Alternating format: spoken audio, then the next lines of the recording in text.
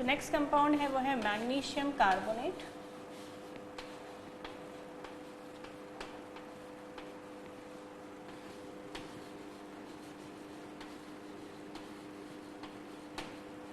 Formula MgCO3, इसे magnesite के नाम से भी जानते हैं। और अभी हमने पढ़ा था एप्लीकेशंस में कैल्शियम कार्बोनेट के कि MgCO3.CaCO3 को केमिकली डोलोमाइट कहते हैं। सबसे ज़्यादा इसे आयरन के एक्सट्रैक्शन में to prepare pig iron to wrought iron and steel it is used as a inner lining. तो मैग्नेसाइट इसे केमिकली कहते हैं। प्रिपरेशन के लिए आप सोडियम के कंपाउंड जब पढ़े थे तो उसका एक बार रिविजन कर लेगा, जिसमें हमने पढ़ा था कि बाइकार्बोनेट्स तो कार्बोनेट्स बनाते हैं, पर यदि आप उसे रिप्लेसमेंट के लिए कार्बोनेट यूज़ करें तो बेसिकली आपको बेसिक कार्बोनेट्स मिलते हैं। वही चीज़ यहाँ पे देखने के लिए मिल रही है। प्रिपरेशन की बात करें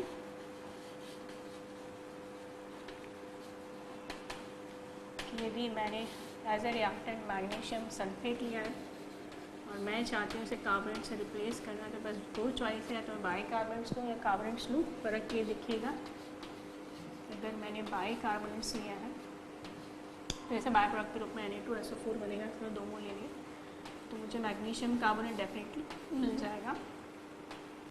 सिंपल एनायन रिप्लेसमेंट है, सल्फेट में भी रिप्लेस बाय कार्बोनेट। साथ में मिलेगा मुझे Na2SO4 as a by product. ये Na2SO4 निकल गया, 2 कार्बोनेट्स में से एक यूज़ किए जा चुके हैं, ये CO2 बना देगा और साथ में बाय प्रोडक्ट के रूप में वाटर मिल जाएगा। मगर एक फ़र्क पहले भी मैंने जैसे कहा, आप लोग चाहे तो रिविजन में देख सकते हैं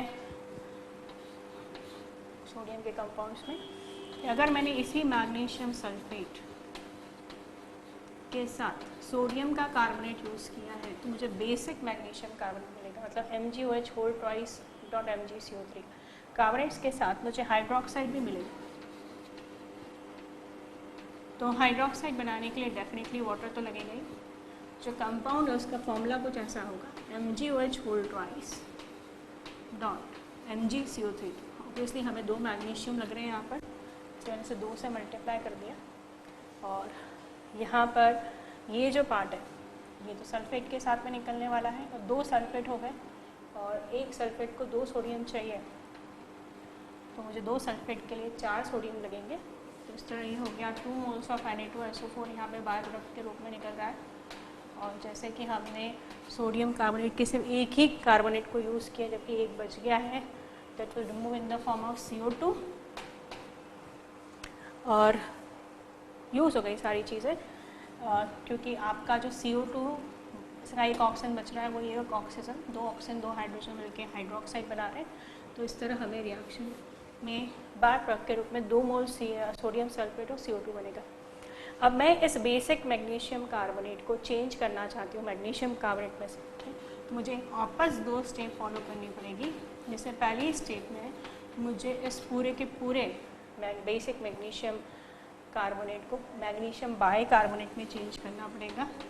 हम जैसे जानते हैं कि एक्सेस CO2 और वाटर के प्रेजेंस में carbonates are basically changes to bicarbonate. तो इस तरह हम 2 मैग्नीशियम ले रहे हैं तो मिलेगा 2 moles of magnesium bicarbonate. आप नोटिस कीजिए आपको 4 कार्बोनेट्स लग रहे हैं, एक ऑलरेडी यहाँ है तो ये 3 हो गए, और यहाँ पर नोटिस कीजिए आपके हाइड्रोजन जो हो रहे हैं 2 2 4, और यहाँ पे भी 4 हाइड्रोजन हो चुके हैं। तो यहाँ पर ही बन गया मैग्नीशियम बाय कार्बोनेट। हम पढ़ चुके हैं इनके बाय कार्बोनेट्स जो थर्मली अनस्टेबल होते हैं, बार बार रिपीट हो रही प्रोसीजर, और जब इसे हम गर्म करेंगे that will form magnesium carbonate. सबसे पहले हमने सॉल्वेंट मेथड में पढ़ा था, सोडियम बाइकार्बोनेट गर्म करने पे कार्बोनेट बनाता है। इसके अलावा मैंने आपको कहा था कि मैग्नीशियम और कैल्शियम के बाइकार्बोनेट टेम्परेरी हार्डनेस के लिए रिस्पॉन्सिबल होते हैं, और टेम्परेरी हार्डनेस को रिमूव करने का तरीका होता है गर्म करना पानी को, क्योंकि बॉइलिंग करने पे बाइकार्बोनेट कार्बोनेट में चेंज हो जाते हैं। और हमने पढ़ा था कि इनके कार्बोनेट्स वाटर में सॉल्युबल नहीं होते हैं, वो सिर्फ CO2 के प्रेजेंस में सॉल्युबल होते हैं, क्योंकि उसके प्रेजेंस में बाइकार्बोनेट बना लेते हैं। तो things are important, things are repeating again and again. तो यदि आपने 2-3 बार अच्छे से रिवाइज कर लिया है तो आपको याद अच्छे से हो जाएगा, क्वेश्चंस बार बार रिपीट होते हैं। गर्म करने पे कार्बोनेट्स बन जाएगा, साथ में बनेगा H2 और CO2। तो इस तरह हम मैग्नीशियम कार्बोनेट बना सकते हैं, पर 3 स्टेप हो जाएगी यदि हम सोडियम कार्बोनेट को रिएक्शन कराते हैं इंस्टेड ऑफ सोडियम बाइकार्बोनेट। अब नेक्स्ट अगर प्रॉपर्टीज़ की बात की जाए तो वाटर में सॉल्युबिलिटी फिर से रिपीट हो रही है कि carbonates are not soluble in water, the alkaline carbonates are not soluble in water, they are soluble only in presence of CO2 when they convert into bicarbonates. So solubility, they are insoluble, ये नहीं घुलते हैं। हाँ, अगर ये carbon dioxide के presence में घुले जाए तो कैल्शियम जैसी रिएक्शन हो गई, ये घुल जाएंगे क्योंकि बनाएंगे बाइकार्बोनेट्स।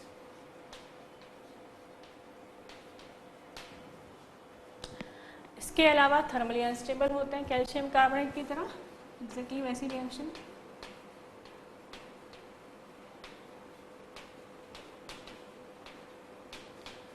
थर्मल स्टेबिलिटी में टूट जाएंगे, they will form magnesium carbonate will dissociate form magnesium oxide plus carbon dioxide. फिर क्योंकि ये वीक एसिड कार्बोनेट का सॉल्ट है जिसे HCl से तोड़ा जा सकता है, तो यदि मैग्नीशियम कार्बोनेट को HCl से रिएक्ट किया जाएगा तो HCl की प्रॉपर्टी याद कीजिए, वीक एसिड के सॉल्ट को तोड़ देता है। It will form magnesium chloride plus H2O plus CO2, और जो बेसिक कार्बोनेट होता है अल्कली कार्बोनेट इसके साथ इसका नेचर होता है ये आसानी से डिजॉल्व हो जाता है। तो मैग्नीशियम कार्बोनेट की रिएक्शन यदि सोडियम कार्बोनेट के साथ में कराई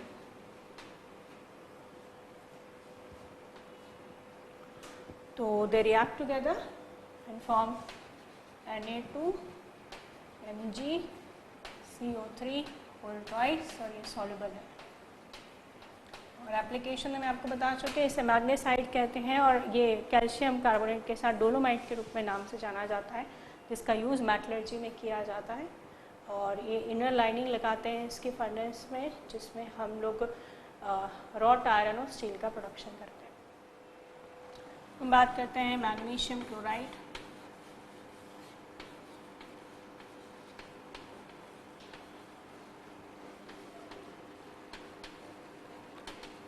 इट इज MgCl2.6H2, और इसे बनाने के लिए हम एक फिजिकल मेथड अपनाएंगे।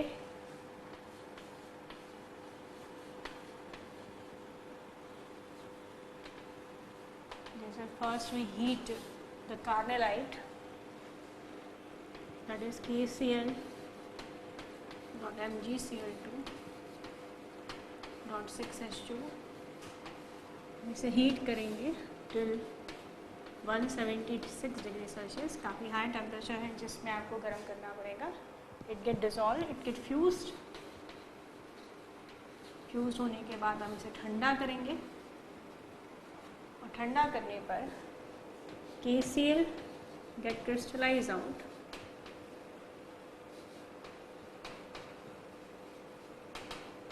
और जो हमारा MgCl2.6H2 है स्टिल डिजॉल्व स्टेट में रहेगा, फ्यूज स्टेट में रहेगा। आसान तरीका है, MgCl2 को कार्नेलाइट से बनाया जाता है। प्रॉपर्टीज़ की बात करते हैं इसकी।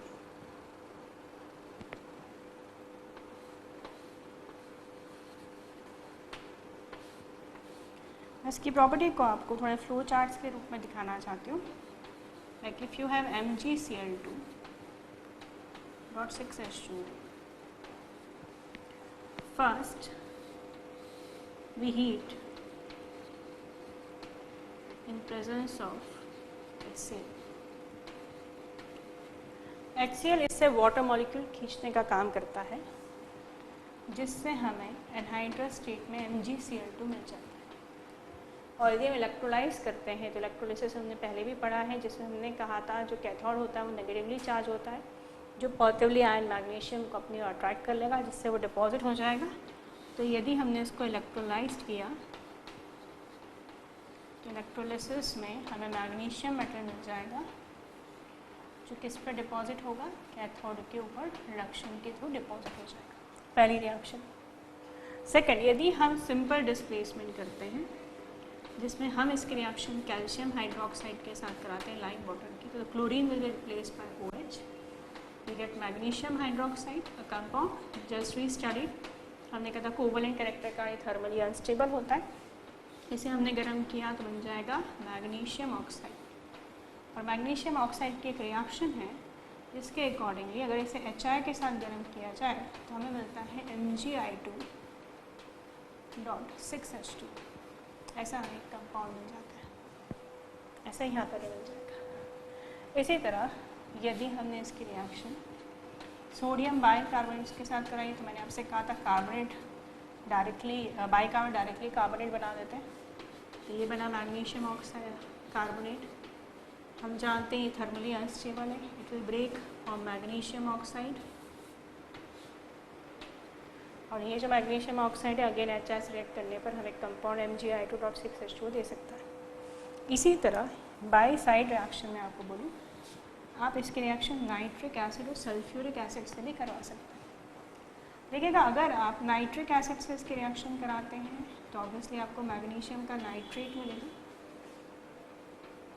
और ये मैग्नीशियम का नाइट्रेट आपको 6 वाटर मॉलिक्यूल के साथ में मिलेगा। और यहीं अगर आप इसकी रिएक्शन सल्फ्यूरिक एसिड के साथ कराते हैं तो आपको मैग्नीशियम का सल्फेट मिलेगा जो कि 7 वाटर मॉलिक्यूल्स के साथ में होगा, जिसे इप्सम सॉल्ट भी कहते हैं।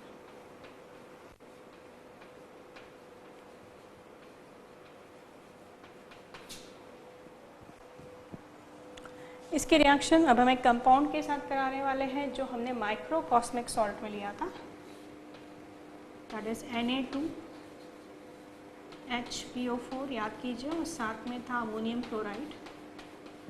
मैं आपको ओरली याद दिला दूँ, एक्चुअली मैं जो कंपाउंड बना था उसमें एक सोडियम को अमोनिया ने रिप्लेस कर दिया था और बना था NH4NaHPO4, जिसे गर्म करके हमने सोडियम मेटाफॉस्फेट बनाए थे, जिससे हमने अलग अलग ट्रांजिशन मेटल के ऑक्साइड को रिएक्ट करा के अलग अलग कलर्स लाए थे, जिससे हमने कहा था कि हम ट्रांजिशन एलिमेंट्स को आइडेंटिफाई कर सकते हैं। याद कीजिए, कॉपर के साथ ब्लू कलर था, मैग्नीशियम के साथ वॉयलेट कलर था। तो उसी तरह यहाँ भी रिएक्शन होगी, पर बस फ़र्क इतना है कि यहाँ पर सोडियम की जगह अमोनिया नहीं लेगा, मैग्नीशियम लेगा, पर मैग्नीशियम पे +2 चार्ज होते हैं, इसलिए वो एक सोडियम और हाइड्रोजन दोनों की जगह ले लेगा। और इस बार हमें जो सब्सटेंस मिलेगा वो ये मिलेगा, सोडियम मैग्नीशियम फॉस्फेट। और यदि इस कंपाउंड को गर्म किया जाए तो ये बनता है Mg2P2O7, that is called magnesium pyrophosphate. अगर आपको लग रहा है इसकी क्या यूटिलिटी है तो आपको इसके लिए ऑर्गेनिक केमिस्ट्री का एनालिसिस पढ़ना पड़ेगा, जिसमें इस रिएक्शन को फॉस्फोरस के क्वालिटेटिव और क्वांटिटेटिव एस्टिमेशन में यूज़ करते हैं। उसमें देख लीजिए एक बार, ऑर्गेनिक सब्सटेंस के एनालिसिस में फॉस्फोरस के क्वालिटेटिव और क्वांटिटेटिव एस्टिमेशन में इस रिएक्शन का यूज़ किया जाता है। This is called magnesium pyrophosphate.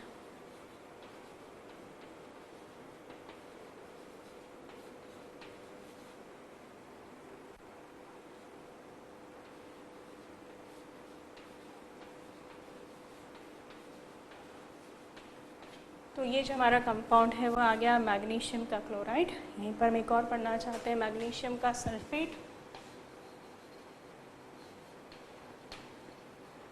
जो 7 वाटर मॉलिक्यूल के साथ में भी हो तो उसे हम इप्सम सॉल्ट कहते हैं, इस कॉल्ड इप्सम सॉल्ट।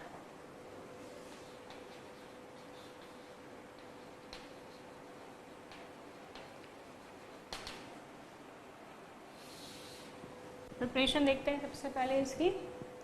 इसे बनाने के लिए यदि हम किसी भी नॉर्मल कार्बोनेट पे सल्फ्यूरिक एसिड मिला दें, like if we take magnesium carbonate and add sulfuric acid to it, just an ion replacement in which easily a strong acid replaces the weak acid, and we get magnesium sulfate plus water plus CO2। इसी तरह हमने एक चीज़ पढ़ रहे बार बार, dolomite, इससे भी इसे बनाया जा सकता है। इस बार हमें 2 मोल लेने पड़ेंगे सल्फ्यूरिक एसिड के, क्योंकि ना सिर्फ मैग्नीशियम, कैल्शियम भी सल्फेट में चेंज हो जाएगा।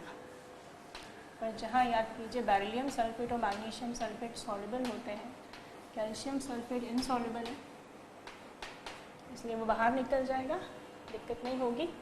और आपके जो कार्बोनेट्स हैं वो CO2 में चेंज हो गए और साथ में हमें मिला वाटर।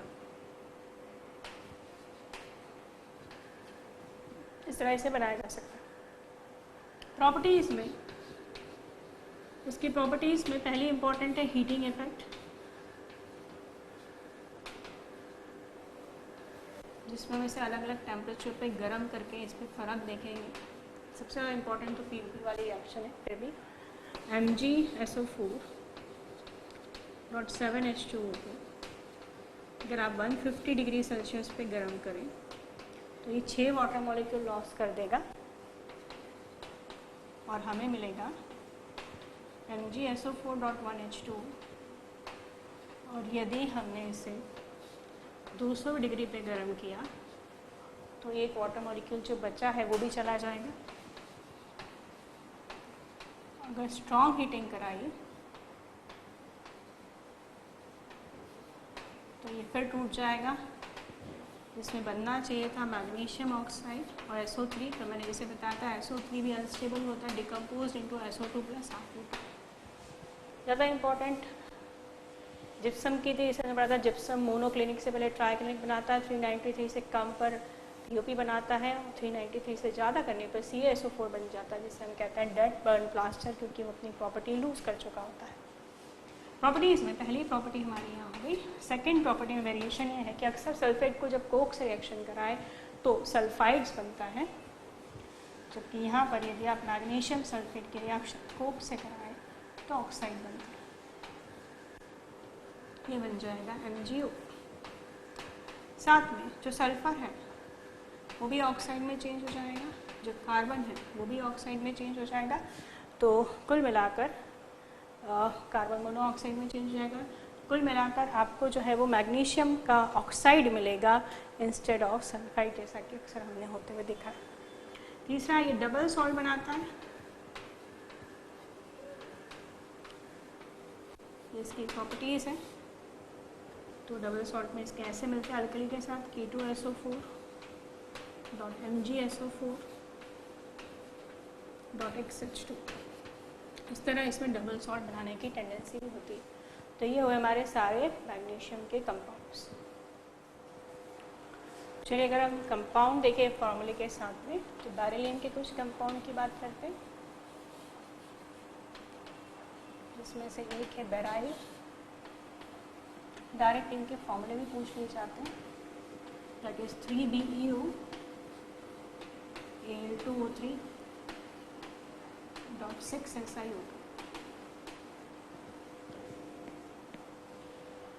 ऐसे एक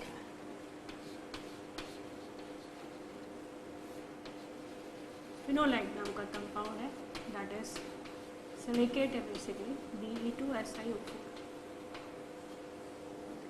फिनोसाइड के बाद में हम मैग्नीशियम के कंपाउंड देखते हैं कुछ। मैग्नीशियम कंपाउंड है पहला, तो जैसे हमने बात की मैग्नेसाइट कहते हैं उसे, मैग्नेटाइट अलग होता है, वो आयरन का कंपाउंड होता है, सिर्फ एक वर्ड का फर्क है। मैग्नेसाइट होता है MgCO3, एक कंपाउंड जिसका हमारे लेक्चर में बार बार जिक्र हुआ है, अभी तक तो आपको याद हो गया होगा, डोलोमाइट, दैट इज MgCO3.CaCO3। और इसके अलावा कार्नेलाइट एक सब्सटेंस होता है जिसमें मैग्नीशियम होता है, मैंने मैग्नीशियम क्लोराइड बनाने के लिए उसको यूज़ किया था। ये एग्जामिनेशन में काफ़ी पूछा जाने वाला सब्सटेंस है। KCl.MgCl2.6H2। फिर एक एप्सम सॉल्ट मैंने पढ़ा,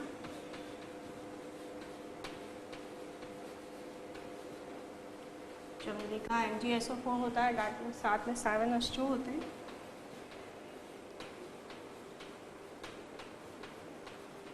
कुछ कंपाउंड हो गए मैग्नीशियम के। अब बारी आती है कैल्शियम।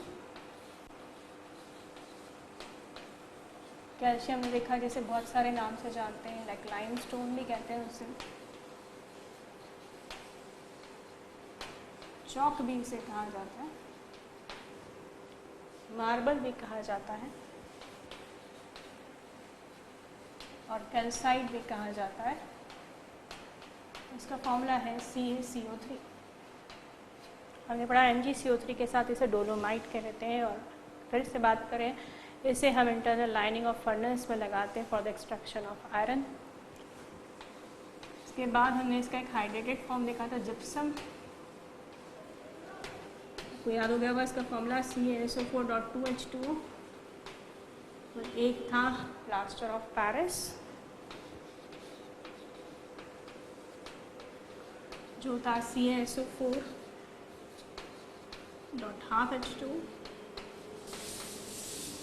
फिर हम एक और पढ़ते हैं, फ्लोरस्पार, इसका जिक्र मेटलर्जी में होगा। इसको यूज़ करते हैं एल्यूमिना के एक्सट्रैक्शन में, हुप्स मेथड और हॉल रॉड मेथड में, क्योंकि इसका काम होता है एल्यूमिना का टेम्परेचर डाउन करना। फ्लोरस्पार, इसका फॉर्मूला है CaF2।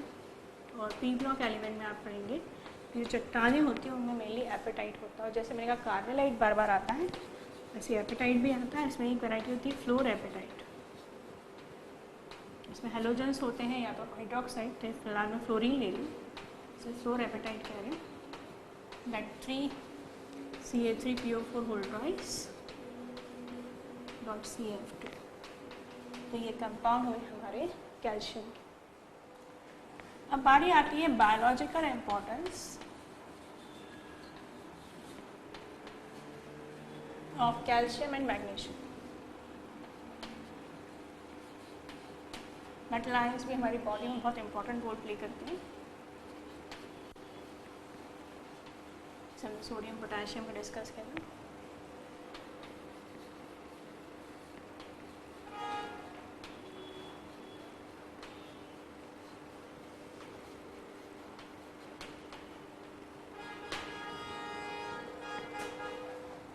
एक नॉर्मल एडल्ट बॉडी में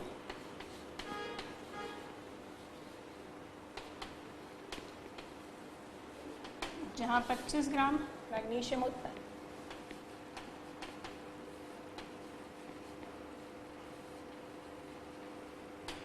वहीं 1200 ग्राम कैल्शियम होता है।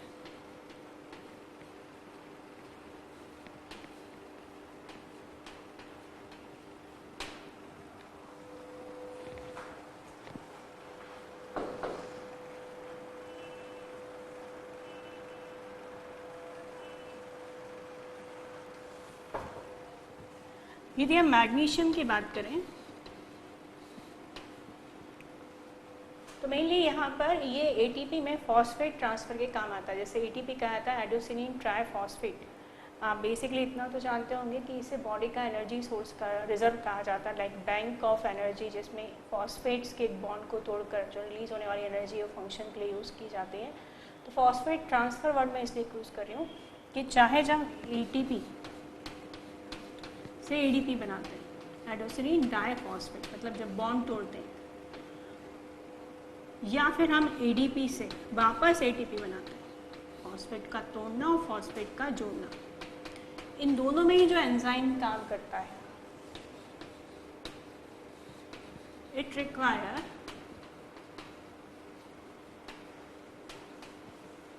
Magnesium as a cofactor. इसे मैग्नीशियम की रिक्वायरमेंट होती है। उसी तरह सेकंड, जो प्लांट्स हैं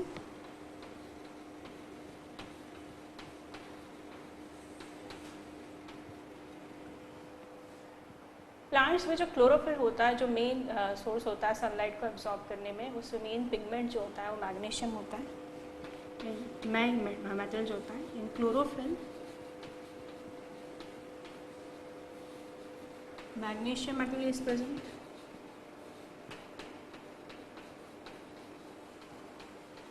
तो ये तो बात की हमने मैग्नीशियम की। अब बारी आती है कैल्शियम की।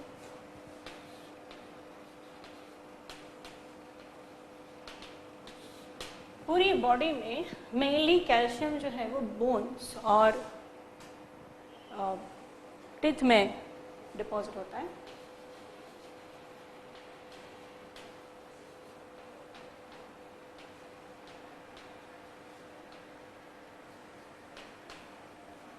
ब्लड में इसका नॉर्मल लेवल कहा जाए तो लगभग 100 मिलीग्राम्स होता है।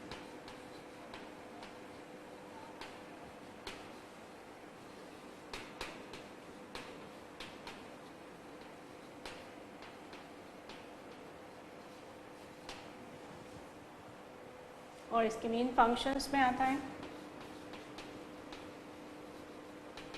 न्यूरोमस्कुलर फंक्शंस, नर्व्स और मसल्स के बीच में जो कोऑर्डिनेशन है उसमें,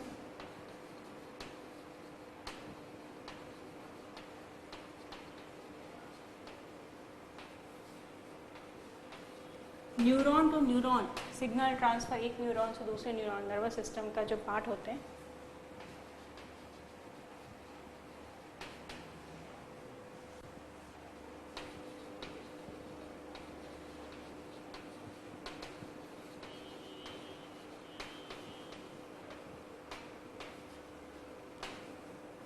कोएगुलेशन, ब्लड कोएगुलेशन में काम आता है ये।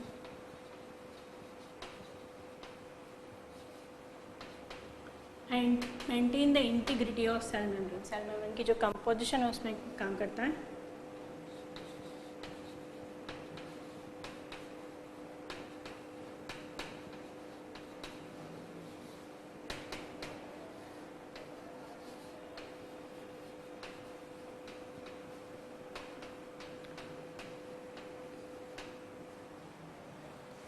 इसके अलावा जैसे मैंने कहा दांत और बोन्स का मेन पार्ट होता है, तो जो हमारी दांत और हड्डियों की मजबूती है उसके लिए कैल्शियम बहुत रिस्पॉन्सिबल होता है। पर एक चीज़ मैं आपको और कुछ पॉइंट ऐड करना चाहती हूँ इसके एप्लीकेशन से। बोन हमारे इसमें इनर्ट और अनचेंजेबल नहीं है, ऐसा नहीं है लाइफ टाइम हमारी बोन एक जैसी रहती हैं। इवन डेली बेसिस पे कैल्शियम इससे डिजोल्व होकर ब्लड में भी जा रहा होता है और ब्लड से ये बोन्स में भी डिपॉजिट होता रहता है। और इस प्रोसेस में डेली लगभग 400 मिलीग्राम कैल्शियम जो है ट्रांसफ़र होता रहता है। आपने क्वांटिटी में देखी 1200 ग्राम, बहुत ज़्यादा होता है बॉडी में। और कैल्शियम को बॉडी में मेंटेन करना बहुत ज़रूरी होता है, स्पेशली जब आफ्टर द एज ऑफ 30, जब आपके कैल्शियम में बोन से कैल्शियम का डिजोल्यूशन की स्पीड ज़्यादा होती है, आपकी डिपोजिशन की स्पीड कम होती है। तो क्योंकि प्रॉपर बोन की स्ट्रेंथ के लिए और दांतों की स्ट्रेंथ के लिए इसकी क्वांटिटी बहुत ज़रूरी है, तो इसकी नॉर्मल क्वांटिटी आपको मेंटेन करनी ही पड़ती है। तो these are the biological function of the magnesium and calcium.